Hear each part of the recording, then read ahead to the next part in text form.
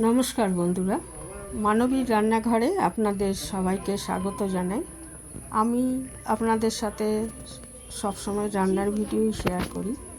তো আজকে আমি একটা আমাদের উইকেন্ড ট্রিপের ভিডিও শেয়ার করতে যাচ্ছি। আশা করি আপনাদের ভালো লাগবে। ইটাচুনা রাজবাড়িতে আমরা একদিন ছিলাম, সেই ভিডিওই শেয়ার করব। আমাদের যাত্রা শুরু হয়েছিল সোনারপুর থেকে।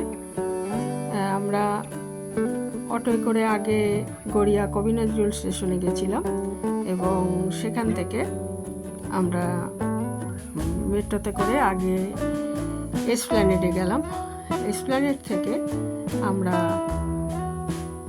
গ্রিন লাইন ধরে আবার হাওড়া স্টেশনে গিয়ে পৌঁছালাম। এসপ্ল্যানেড থেকে মাঝে মাত্র একটা স্টেশন হাওড়া মেট্রো, সেটা হচ্ছে মহাকরণ। হাওড়া স্টেশনে পৌঁছানোর পর আমরা স্টেশনের বাইরে, মানে মেট্রোর বাইরে আসলে একটু হেঁটে গেলেই হচ্ছে হাওড়া স্টেশন। সেই স্টেশন থেকে আমরা বর্ধমান লোকাল ধরেছিলাম 10:05 এবং 10:38 নাগাদ প্ল্যাটফর্মে পৌঁছেছিলাম। মানে প্রায় 1.5 ঘন্টার জার্নি। ওরা বলে 1 ঘন্টা 25 মিনিট, কিন্তু একটু সামান্য লেট ছিল। তো ওখানে পৌঁছানোর পর আবার টোটো বা অটো ধরে মিনিট 10-এর রাস্তা ইটাচুনা রাজবাড়ি। তো সেটাই শেয়ার করব আপনাদের সাথে। তো হাওড়া স্টেশনে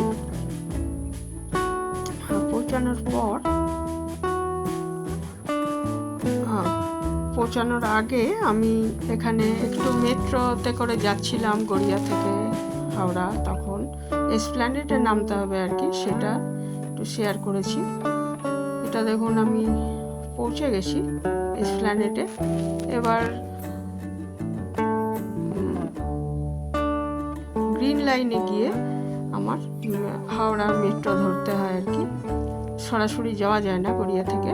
তো এসপ্ল্যানেডে নেমে আমরা ট্রেনের জন্য দাঁড়িয়ে আছি যে আমরা হাওড়াতে যাবো আর কি। তো এটা একটা অসাধারণ অভিজ্ঞতা ছিল। তো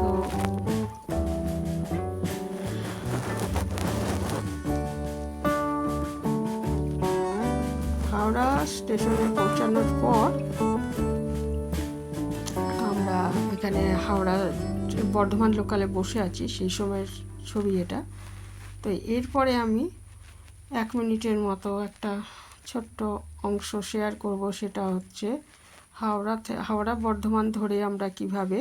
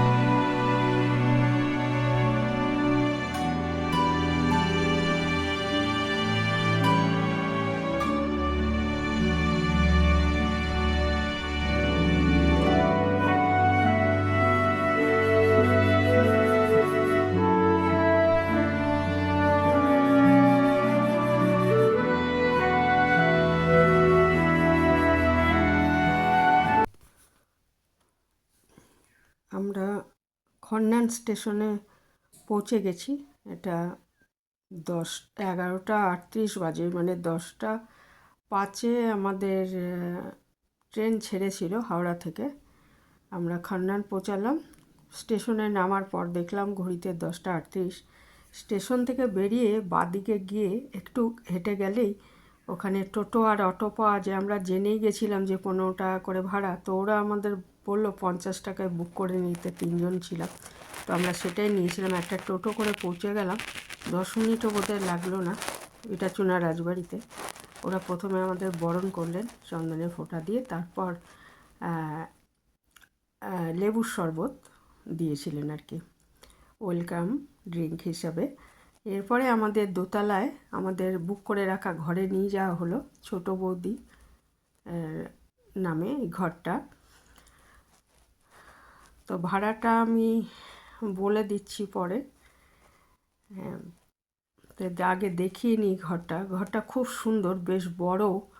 আর এখানে 3 জন থাকতে পারে আর কি, সেই হিসাবে এই ঘরটা বুক করেছিলাম। 3 জন থাকতে পারে এরকম ঘর বোধহয় ওখানে 2টো আছে। এই সঠিক ওয়েবসাইটে গেলে, ইটাচোনা রাজবাড়ি ওয়েবসাইট আছে, সেখান থেকেই বুক করেছিলাম আমরা আগে ঘর দেখে। যেহেতু আমরা 3 জন থাকবো, আমার হাজব্যান্ড, মেয়ে আর আমি, সেই জন্য এই ঘরটা বুক করেছিলাম। এইটাই ফাঁকা ছিল 3 জনের হিসাবে। আর একটা টিভি রয়েছে বড়, পুরানো দিনের ঘড়ি রয়েছে। আর এখানে খাবার জল ওরা রেখে গেছে আগেই, খুব সুন্দর ব্যবস্থা, মানে সব কিছুই বেশ পরিপাটি করে রাখা। আর খাট, যেহেতু আগেকার দিনের খাট উঁচু, তো পালঙ্ক আগেকার দিনের, সেই জন্য ওই ওঠার জন্য ইয়ে রয়েছে। আর এটা হচ্ছে টয়লেট আর বাথরুম, পাশেই রয়েছে বাথরুম, এটা টয়লেটে এরকম রয়েছে শাওয়ার জেল, শ্যাম্পু, ময়শ্চারাইজার, এখানে হ্যান্ড ওয়াশ, মানে সবই খুব সুন্দরভাবে সাজানো। কমোডও মানে খুব পরিষ্কার পরিচ্ছন্ন চারদিক। আর পাশেই একটা কাচের দেয়াল দিয়ে ঘেরা এই জায়গাটায় স্নান করার জায়গা। আর এই বাথরুম কাম টয়লেটটা পেরিয়ে গিয়ে একটা ছোটো ঘর আছে, সেখানে এরকম চা তৈরি করে নেওয়া যায় নিজেরা, সেটা এরকম রয়েছে। তবে আমাদের তৈরি করার দরকার পড়েনি। এখানে একটা আয়নার ড্রেসিং টেবিলের মতো রয়েছে, সুন্দর করে মানি প্ল্যান্ট রাখা রয়েছে। আর এই একটা বসার জায়গা রয়েছে, টেবিল রয়েছে, এটা ওই বাথরুমটার পাশে আর কি, পাশের ঘর।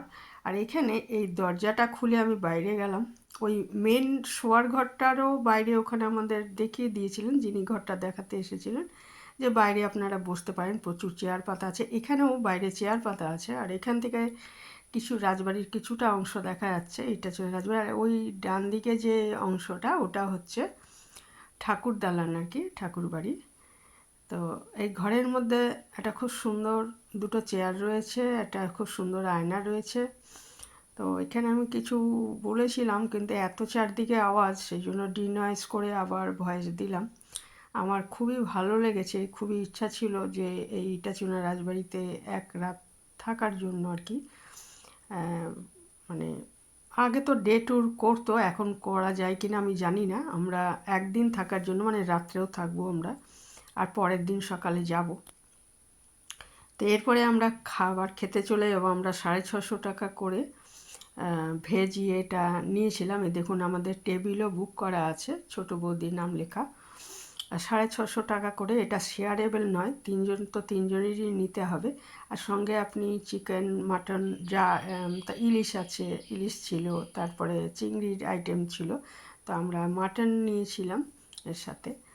তো খাবার যথেষ্ট ছিল, আর প্রচুর জিনিস ছিল, এবং ভাতটা একটু কম, আর লুচি 2টো ছিল, কিন্তু পরে ওরা আবার দিয়েছিল, মানে যার যেরকম লাগবে ওটা ওরা দেয় ওই টাকার মধ্যেই। তো এই ভাতের মধ্যে দেখুন গাওয়া ঘি রয়েছে, ঘিটা অপূর্ব স্বাদের। অনেকেই চাইছিল নিয়ে যাওয়ার জন্য, কিনে নিয়ে যাওয়ার জন্য আর কি। পরে আমি দেখলাম চেক আউটের সময়, তো ওরা বললো এখন নেই। এখানে রয়েছে, দেখাচ্ছি আরে যে কি কি ছিল থালিটায়। আর আলাদাভাবেও আপনি অর্ডার করতে পারেন খাবার। আমরা এটা নিয়েছিলাম, আর সাথে মাটন একটাই নেওয়া হয়েছিল, 1 প্লেট, 4 পিস ছিল। হ্যাঁ, আর এখানে অনেক কিছু ছিল বলে মাটন আর আমরা বেশি নিয়ে 1 প্লেটই নিয়েছিলাম। তো এখানে রয়েছে যে গাওয়া ঘি দিয়ে ভাত দিয়েছে, আর বেগুনি ছিল, মুগ ডাল ছিল, শুক্তো ছিল, একটা কুমড়োর তরকারি, মানে 2 রকমের তরকারি দেয় ওরা। আর মানকচু মনে হচ্ছে বাটা ছিল ওই নারকেল দিয়ে, মিষ্টি দই ছিল, আর চাটনি ছিল। তা খুবই ভালো খেতে। আমরা রাতে অন্যরকম করেছিলাম, আর লাস্টে মাথা পিছু আর কি একটা করে পান, মিষ্টি পান। আর খাওয়া দাওয়ার পর ওই খাবার ঘরের পাশে এই যে প্রচেষ্টা একটা ইয়ে ছিল, ওইখানে স্থানীয় মেয়েরা এই সংস্থাটার মাধ্যমে কাজ করে। এখানে এরা সব তৈরি করেছে সব জিনিস। আর এইগুলো আপনারা ইচ্ছে করলে এখান থেকে কিনতে পারেন। তো হার যেগুলো মোটামুটি পছন্দ ছিল সব 650 টাকা করে বলছিল। আর দামটা সামান্য বেশি, তবে এটা স্বাভাবিক, এখানে একটু বেশি হবে। আর এখানে একটু জামা কাপড় বিক্রি হচ্ছিল, সেগুলো সামনে দুর্গাপূজা বলে 20% ছাড় দিচ্ছিল। তবে ওই এসব এই যেমন এখানে হারগুলো এগুলো 450 টাকা করে। আর ওদিকে কানের ছিল 180 100 টাকা এরকম দামের। তাছাড়াও অনেক রকমের জিনিস বিক্রি হচ্ছিল। তো দেখতে খুব সুন্দর হারগুলো বা কানেরগুলো। আর কানেরগুলোর থেকেও আমি দেখছিলাম হারগুলো বেশি ভালো লাগছিল দেখতে। আর এখানে এই কাপের মধ্যে ইটা চুনার রাজবাড়ি ওরা প্রিন্ট করে রেখেছে, ইচ্ছে করলে এগুলো কেনা যায়। এগুলোর দামটা আমি খেয়াল করিনি, স্মৃতি হিসাবে যদি কেউ নিয়ে যেতে চায়। আর এই যে কানেরগুলো এই সাইডে, এগুলো কোনোটা, এগুলো বেশিরভাগেরই দাম 180 টাকা করে, তলায় কয়েকটা ছিল 100 টাকা করে দাম। এখানে রয়েছে পাঞ্জাবি, নানা রকমের কুর্তি, শাড়ি, ব্যাগ, আর এগুলো হচ্ছে ঘর সাজানোর জিনিস। এরকম অনেক কিছু রয়েছে। তো এগুলো সব দাম আমি সবগুলো অত খুঁটিয়ে দেখিনি। এবারে ওইটা দেখে আমরা বাইরে চলে এলাম। বাইরে বিরাট লন রয়েছে এই মাঝখানটায়, আর চারপাশ দিয়েই প্রায় গেটটা বাদে প্রায় চারপাশেই বলা যায় যে বিল্ডিং রয়েছে রাজবাড়ির, এটা চুনার রাজবাড়ির। আর ওইখানে হচ্ছে ঠাকুর দালানটা, ওই যে সাদা অংশটা দেখা যাচ্ছে, ওইখানে আমাদের বিকাল 5টার সময় আসতে বলা হয়েছে। গাইড আমাদের এটা হচ্ছে প্রপার্টিটা হচ্ছে 20 বিঘা জমির ওপর। তো আমাদের মোটামুটি সব ঘুরিয়ে দেখাবেন, ওই জন্য 5টার সময় আমাদের আসতে বলা হয়েছে। তো এখন খাওয়া দাওয়া হয়ে গেছে, ওইটাও দেখলাম আমরা প্রচেষ্টার এবারে এইখানটা একটু ঘুরে ছবি টবি তুলে আমরা ঘরে গিয়ে একটু বিশ্রাম নেব। তারপর ঠিক 5টার সময় এখানে দেখুন অনেকে গাড়ি করে এসছে। আমরা অবশ্য ট্রেনে গেছিলাম, দেখালামই। তো ট্রেনে খুবই সুবিধা যাওয়ার জন্য। আমরা বাড়ির থেকে প্রথমে গড়িয়া মেট্রোর থেকে হাওড়ায় গেছি। এখন তো ভীষণ সুবিধা হয়ে গেছে। হাওড়ায় গেছি মানে এসপ্ল্যানেডে নেমে আমরা গ্রিন লাইনে গিয়ে মেট্রোটা চেঞ্জ করতে আর কি, এটা ব্লু লাইনে। আর এসপ্ল্যানেডে নেমে মাঝে মাত্র একটাই স্টপ মহাকরণ, তারপরেই হচ্ছে হাওড়া। ভীষণই ভালো অভিজ্ঞতা, এত সুন্দর, এত সুবিধা হয়েছে হাওড়া যাওয়ার যে ভাবা যায় না। আর যাদের নিজেদের গাড়ি আছে তাদের ব্যাপারটা আলাদা, কিন্তু আমাদের যাদের নিজেদের গাড়ি নেই তাদের পক্ষে যাওয়াটা এতই সুবিধার হয়েছে এখন হাওড়া। আর হাওড়া থেকে অনেক ট্রেন, আমরা 10টা 5-এর ট্রেন ধরেছিলাম, কারণ চেকিং টাইম ছিল 12টা। কাজেই আমরা মানে ওইটাই আমাদের সুবিধা, কারণ আগের ট্রেনটা অনেকটা আগে হয়ে যেত, আবার পরের ট্রেনটা অনেক দেরি হয়ে যেত। সেই জন্য আমরা 10টা 5-এর ট্রেনটা ধরেছিলাম, বর্ধমান লোকাল। এটা কিন্তু মেন লাইনের ট্রেনগুলো ধরতে হবে, কর্ড লাইন নয়। আর এটা পান্ডুয়া থানার অন্তর্গত, বর্ধমান এখান থেকে 55 কিলোমিটার দূরে। তো অনেক জায়গার ওপর দিয়ে, আমরা তো সোনারপুর থেকে গেছি, সেই জন্য গড়িয়া মেট্রো, গড়িয়া অবধি গিয়ে অটো করে তারপরে মেট্রো ধরে আমরা হাওড়ায় গিয়ে হাওড়ায় ট্রেন ধরেছি। আর সেটা বিভিন্ন জায়গার থেকে, সেখান থেকে যেরকম সুবিধা বর্ধমান লোকাল ধরে যেতে হবে মেন লাইনের।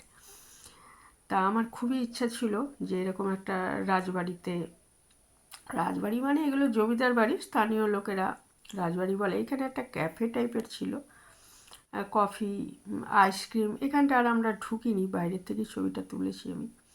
মানে মন্দিরে ঢোকার, মন্দির ঠাকুর দালানটা ঢোকার ডান দিকে এটা রয়েছে এরিয়ার মধ্যে। আর এই যে দোতলায় আমাদের ঘরের সামনেটায় এরকম সুন্দর করে সাজানো ছিল গাছ দিয়ে।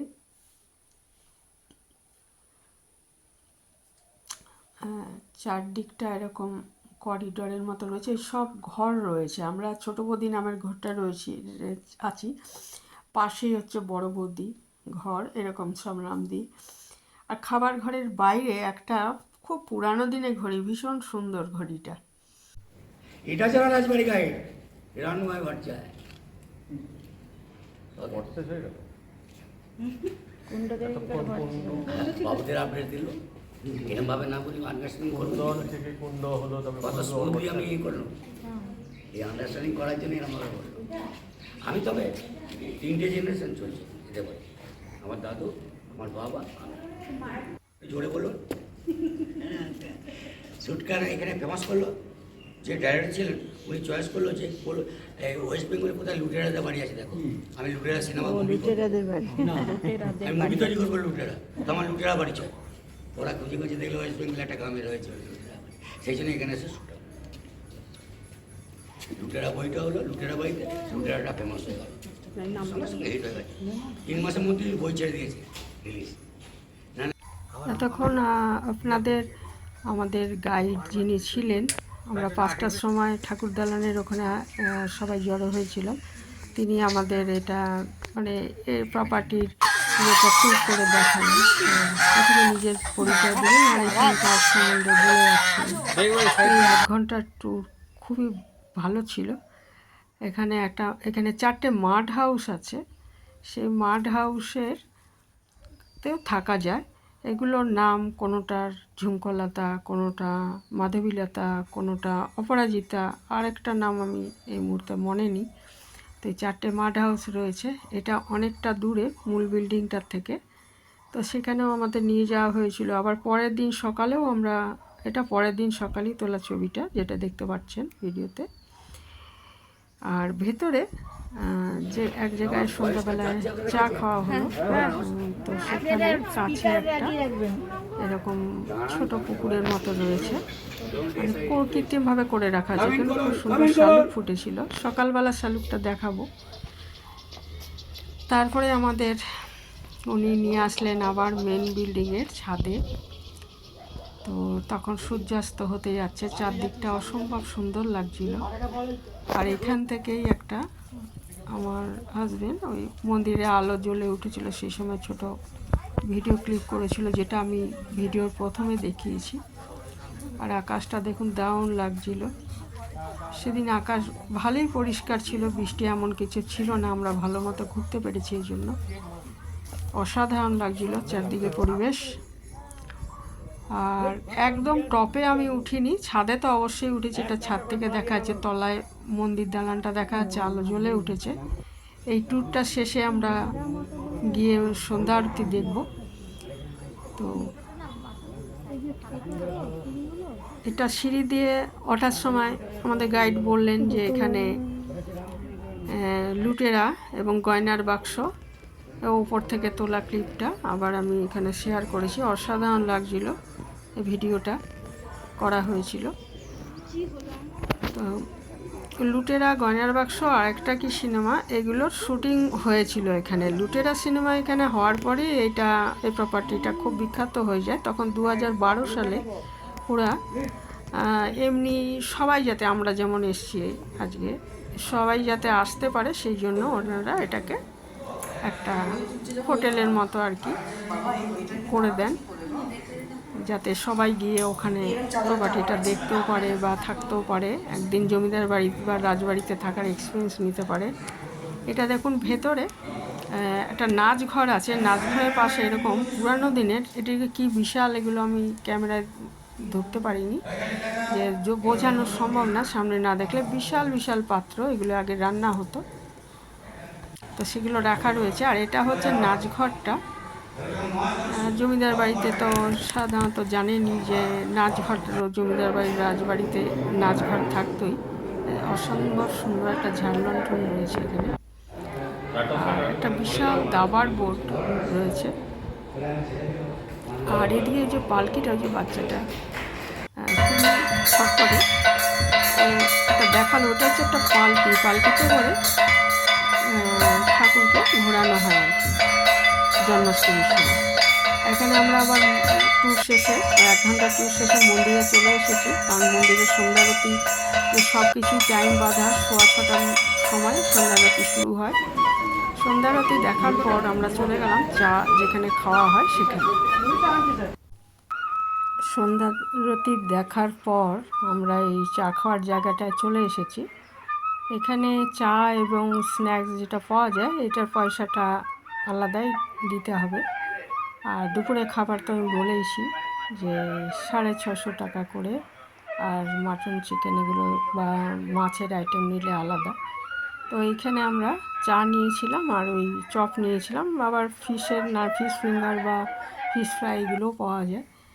আর তারপরে আমরা এখানে এসে ওয়েট করছি যে কিছুক্ষণ ঘরে ছিলাম আর কি, কারণ ডিনারের টাইমটা হচ্ছে 9টা থেকে 10:15।